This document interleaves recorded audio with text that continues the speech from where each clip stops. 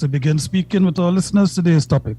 And I'm sure they're very eagerly awaiting what you have to say as well. Not so much me, but you. All We chat, right. we chat. Yes, we do chat. All right. So today we are going to be talking about how to handle your bank account right for savings. And Yes, that's yes, right. it having a bank account, you really need to handle it and handle it properly for sure. Last episode we were actually speaking about children and the importance of them learning how to develop good money habits. And Yes. today we're going to be talking to the adults. So I'm sure all the adults are like, okay, it's our turn. Let's do this. So today we're going to be talking about some of the tips and things that we can do to help us to become bank account experts. Yeah, that's right, that is because when you open an account with a bank, we do it for savings generally, or just to have our money safe. But what we do in there is that we start in a relationship with the bank, and most likely, you will keep your bank account and that relationship with the bank all your adult life. So banks end up knowing quite a lot about you. Banks know how much money you have, how much money you're making, what's your income, knows your spending habits as well. And bank can use all of this, what your credit is like, and they can use all of this to offer you different types of banking products. Not just the savings accounts. And there are certain things about the functioning and the cost of operating your bank account that we tend not to pay attention to. We just take for granted, perhaps. And for example, we think that the main thing is to keep the money safe, so we forget that there are certain fees and charges that apply to the account. And we don't really take much time to pay attention to those small fees and charges, or those other ways in which we could be benefiting from being a customer of the bank. And so we not concerned about the cost of the account or the opportunity cost that we miss in by not developing a good relationship with the bank. Yeah, some of those things we really don't actually pay attention to. But I'm thinking Hmm. that monitoring your account daily or closely, as much as you can anyway, to point those things out, it's pretty important, yeah? Yeah, it is. It's very important. And it would be important, not just for knowing what you have, but also, you know, the bank is human, and we are human. The banks, humans operate in the banks, and we, our accounts, we are humans. Mistakes can be made on either side.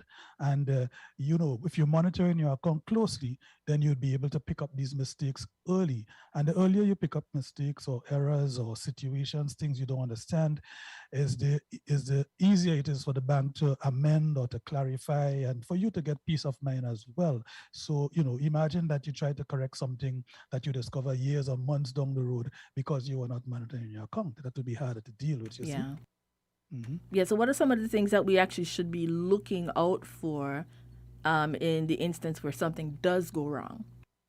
Right. And so handling your account for saving means that you want to make sure everything is up and good all the time. Now, if something goes wrong, or an issue comes up, with the way in which you want to use your account, or even you have a special request, I would say you want to do the right thing, and you want to do perhaps three things. You want to check on the right time, have the right person in front of you, and you want to have the right attitude as well. Right time means that you go to the bank to deal with issues that you have, not your regular. If you have an issue come up or there are errors, you want to go to the bank when the bank is not busy. So, for example, don't go on the first of the month or the last day of the month, even the 15th of the month. Fortnightly, transactions are heavy. So you want to go at some time when the bank is not so busy. You also don't want to go around lunchtime. lunchtime. Yeah. Lunchtime for banks is somewhere between 11, 11:30, and 2 o'clock, as they do shifts. Persons go on shifts, so that the bank is always, operating. It never closes for lunch. People are going on shift. But you don't want to go around that time, because that time, people are preparing to go, grab a bite, or they're just back from it, or they're out still. So you want to do that. Generally, it is thought that the bank's best time for queries and so on, quiet times, is Thursday mornings, maybe about 10 o'clock. Tuesday mornings as well. I mean, that's not a rule, we just saying, but your branch, and right time. Don't go trying to deal with issues that are complicated, or errors, or problematic, or special requests you have when people are busy and can't take you on. The right person. It's important to be speaking with the right person. there are different levels, approval levels in banks. You have your teller, you have your supervisor, you have your manager, your regional manager even. So, depending on how serious the issue is, you want to be speaking at the right level, and right person is important, and right attitude.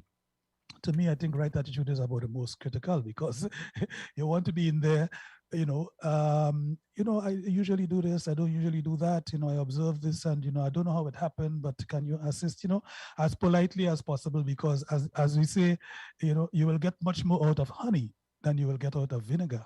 See? True, but the thing is, when you're dealing with money, the vinegar tends to come out more I than the honey. know, I know. That's why it's an important tip to know. If it is that something goes wrong, you might be as angry or as confused as you can be, but still you want to pay attention to handle your account manager, your banker, in a gingerly way, knowing that it's not only your problem they are addressing. They have to be on the P's and Q's from 9 to 5, 8 to 4, whatever the shift is, and you are just one of the other that they meet in. But that's right. So basically, just wait for a response. Temper yourself. Mhm. Wait for a response, and Mhm. I guess if you don't like what you're hearing, when I say step it up a little, I don't mean go full on but just okay, you take a firmer stance, or say I don't understand what you're telling me, that kind of thing. So I think maybe, like you were saying, right time, right person, and right attitude.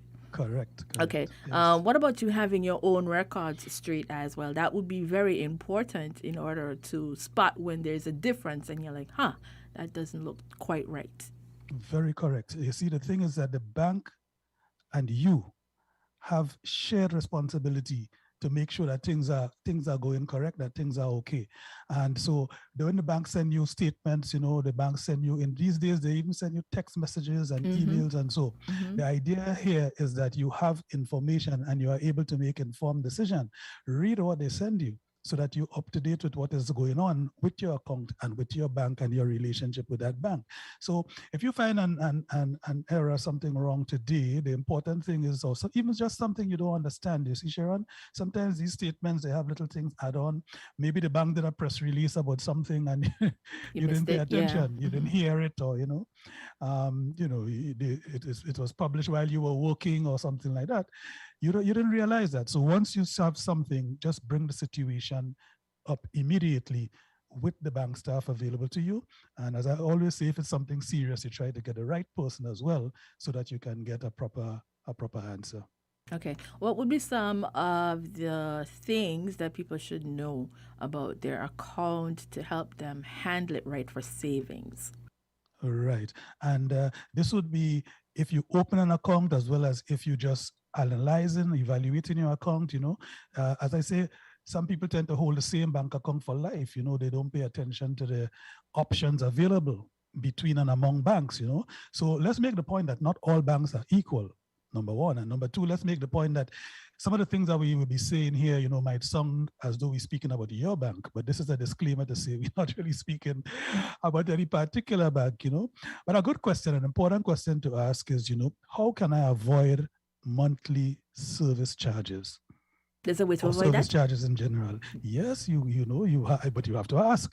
The point is, there is a way. So some, for example, maintenance fees. Some banks do not charge maintenance fees if you are having your income, if you are having your account at a certain level, at a certain minimum balance. So maybe you never know that, it's never said to you, but if you check it out and you ask, they can say, well, accounts that have $500 on it as a minimum balance, and there is an alert for that minimum balance, we don't charge a fee. We only charge a fee if it falls below that balance and remain that way for 15 days, something like that. So some banks have those sort of, and as the banking environment is so competitive, you find these changes have been coming about over the years in order to attract and to keep, especially customers. And so, you want to ask about that. A direct deposit, for example, if your salary is going into your bank account and the bank has that, there are certain fees that you are not charged based on that. You might have a transfer fees, for example, standing orders. Because your salary is coming in, you might find that you have the opportunity to have one standing order free. so that that transfers from your savings account to which your salary comes to your checking account or your operating account, which is where you use your spending from, or to a savings account, which is a separate one from your account to which your salary goes. So you ask those questions and you discuss that with the bank, because there are ways in which you can have a less cost to operating and maintaining your account by the way in which you use the account, and that is built into the arrangement you have with the bank and the type of transactions that you have on the bank. So that would be one thing you can do. If you can't avoid the service fees, because I think your question is correct, people would have stopped asking, or not even imagine they can have those opportunities to have less cost on their bank account, because you've always been told no. But if you can't, then it's still an important question for handling your account, right? How much will it cost? Make sure you know how much it will cost, what the fees are exactly for maintaining your account, or for using your account for certain transactions. So that's important, so that you know what it costs, so you can handle your transactions, you can handle your balances, etc. Well, right? Another thing you can ask, what exactly are the service fees that exist, so that you could know what these are.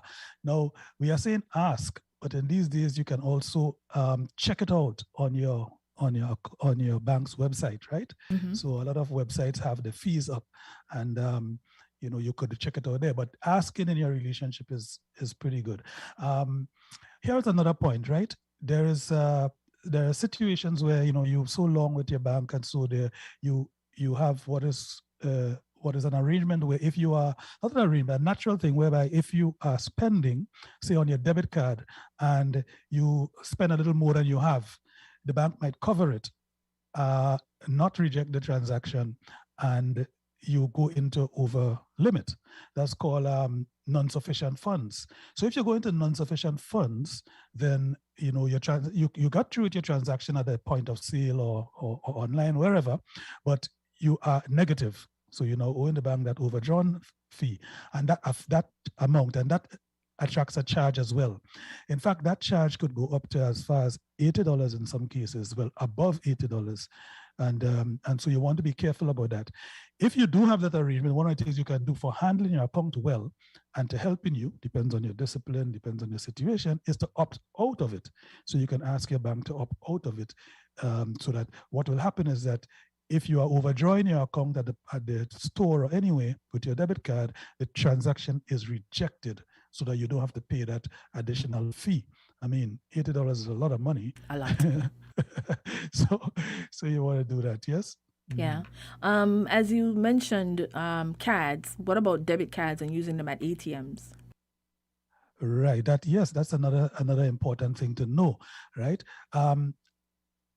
Different banks have different prices or fees, different fees for using the ATM.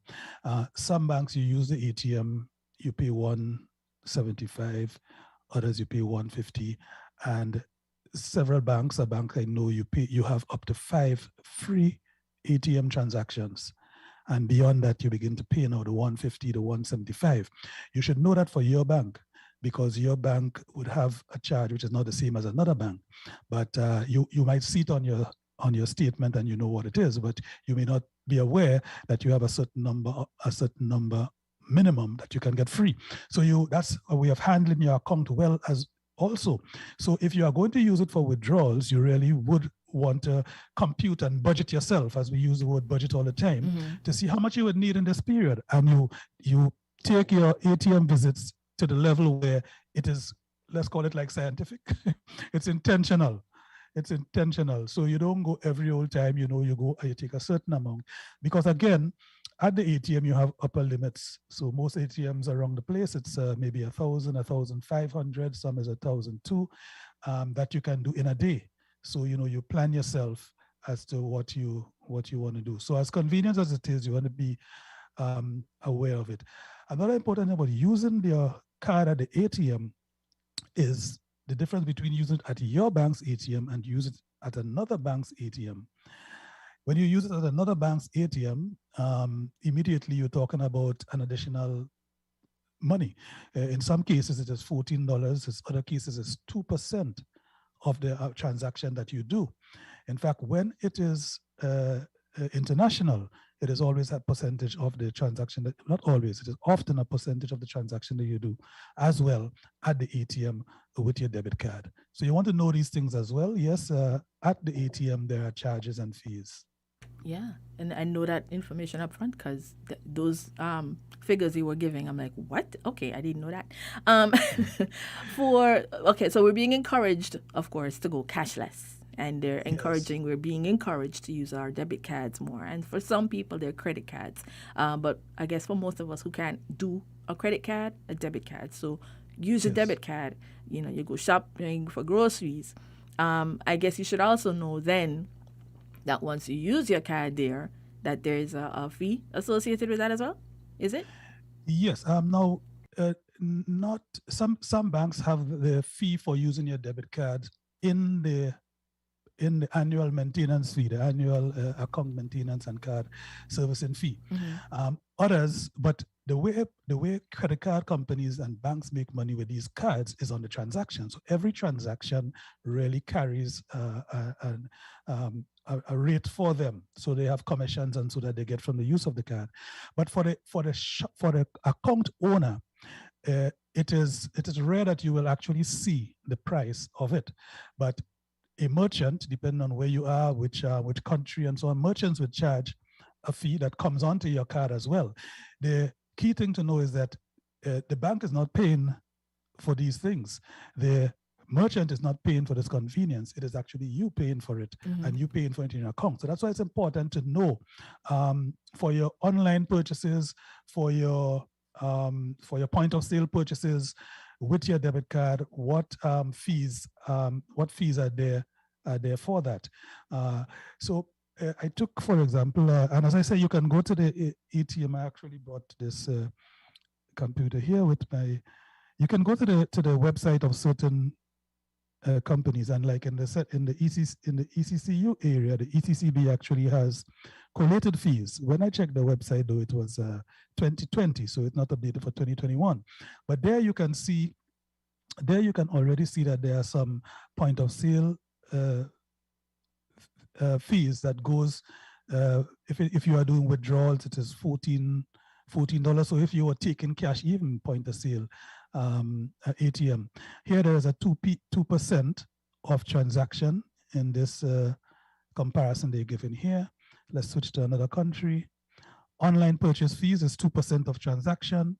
And this is using the card. This is actually using the card. I mean, if you had a PayPal account and you went to PayPal, you'll see they have breakdown and so on. Here, when you're using a card, you don't really see that. So it just drops out. You have to look for it in your receipt. So handling your account well means that you should take into account that, into consideration that these fees are on it when you are doing your transaction. So, and that's for online purchases. We just saw 2% here. I'm also seeing this is $23 in this bank's case for use at international points of sale. $23. Yes. So you can see. So the idea is to take a look, and to see what is there that you can benefit from when you are using it.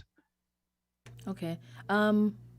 In terms of your account, though, having, or should I say, utilizing the services by the bank that you are with, if they have an online banking service, Yes. I think that would be something that everybody would want to look into so they could really see in real time what's going on with their account.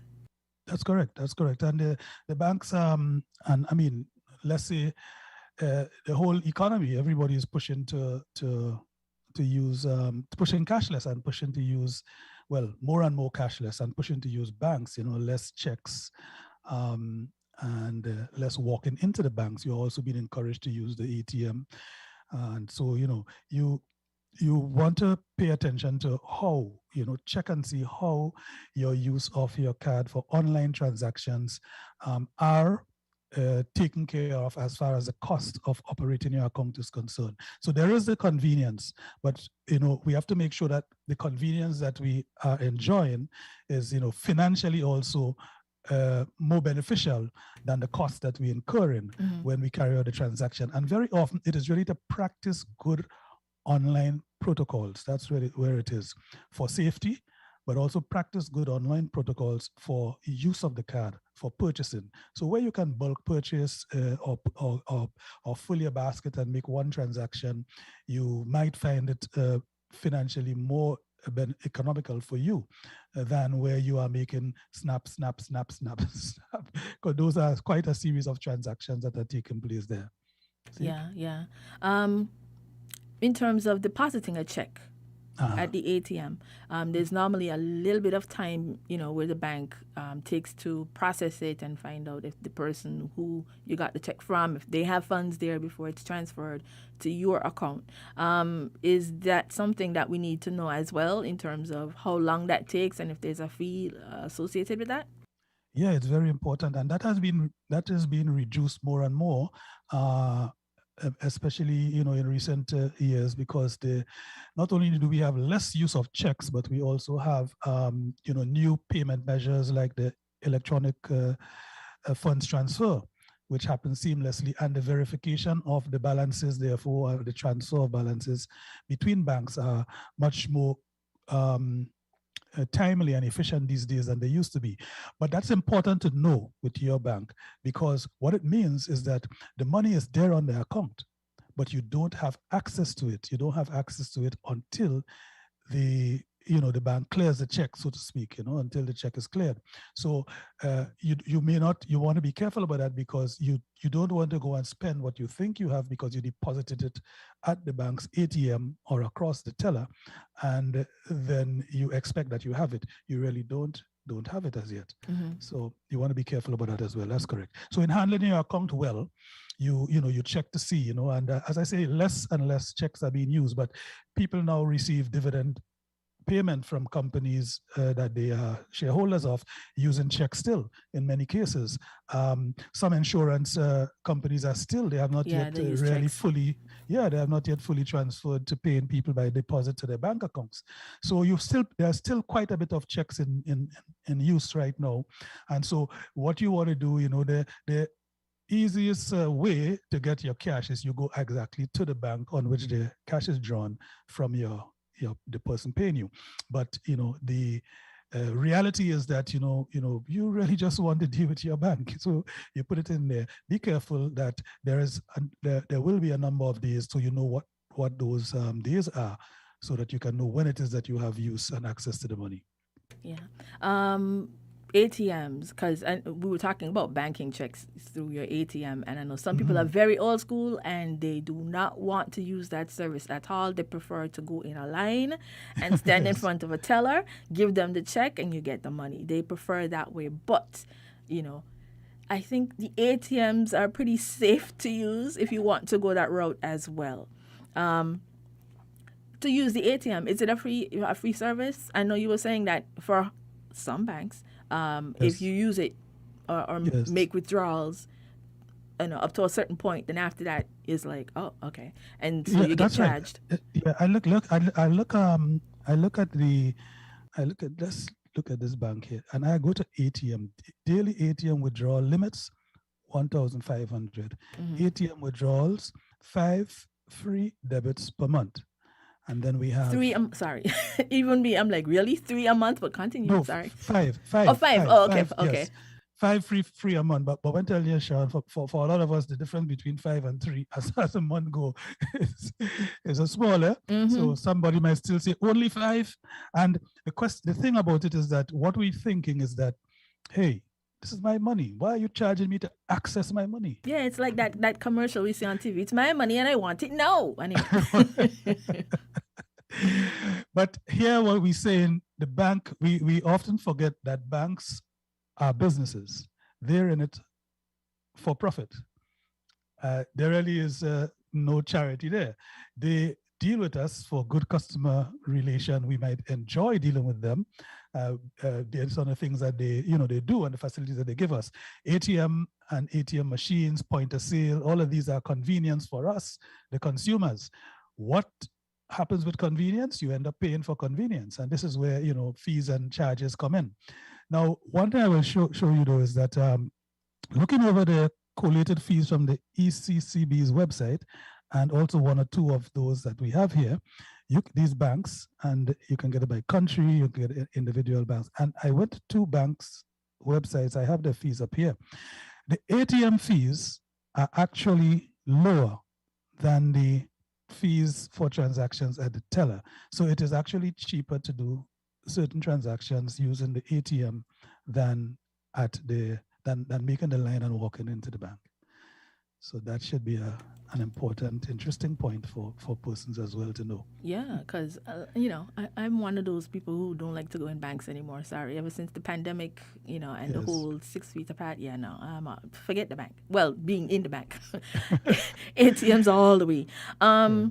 We only have, that's the time already. Okay, so in asking our what seems to be now our final question, as we speak about savings, do all banks' saving accounts have interest? Do they pay interest on it? Do all of them do, or some do and some don't? Yes, and that's usually a big shock for younger persons, as they begin to earn money and then they look for the interest. They we with the low level of financial awareness, financial education, we don't really make the difference between saving money in the bank and investing money, say like in a stock exchange or in a certificate of deposit or in a money market account or mutual fund. But in general, if a bank account gives interest, it is usually at a very low rate, right? So the emphasis on savings account is really, and general, operating accounts at the bank is on keeping your money safe, taking, the safeguards and giving you the facility to conduct your business, neat and nice. But you would want to move from there. If you want interest, you would want to move from there and ask your bank about those banking products that gives you a higher rate of interest than the small, 2 point something, 3%. Those are very small. But if you took, term deposits, for example, so what you can do, and Money Matters Tips would have already mentioned that, you have accounts where you try to gain interest rate over time, because you don't need the money for another year or 3 years. So you create your fixed deposit accounts and you get higher rates on those. And then your ordinary regular saving accounts, your emergency fund accounts, you keep them there. Those will be at lower rates. So you have some accounts like checking accounts and, personal checking accounts, those don't carry any interest rates at all, so you want to be clear on the different types of accounts that are there and the one that you are operating. Okay, what are your closing thoughts? Because we're right down to the wire now. Well, let's leave it right there and, try to come back next week. I would say, again, it's critical to examine your own relationship with your banks, your own bank account. All banks are not equal, so you may find better products somewhere else, or you may find it possible to combine products. As we say, diversification is very important for stability. And so pay attention to it. Read the statements that you receive. There are fees that you can avoid. Ask how you can avoid the fees. There are products that you can enjoy at lower rates from the banks. Ask about it. It doesn't hurt to ask, and make sure that you are monitoring. Always, the cost that you do not incur is money that you save. Money that you save is money that helps you build your financial health and help you build your wealth. All right. Well, thank you so much, Mr. Francis, for another great program. I'm sure our listeners are even more educated on how to save some money in their savings accounts. Yeah, and handling your accounts. All right. Well, take care. Thank you very much. And good day to you. Good day to everyone. All right. Bye.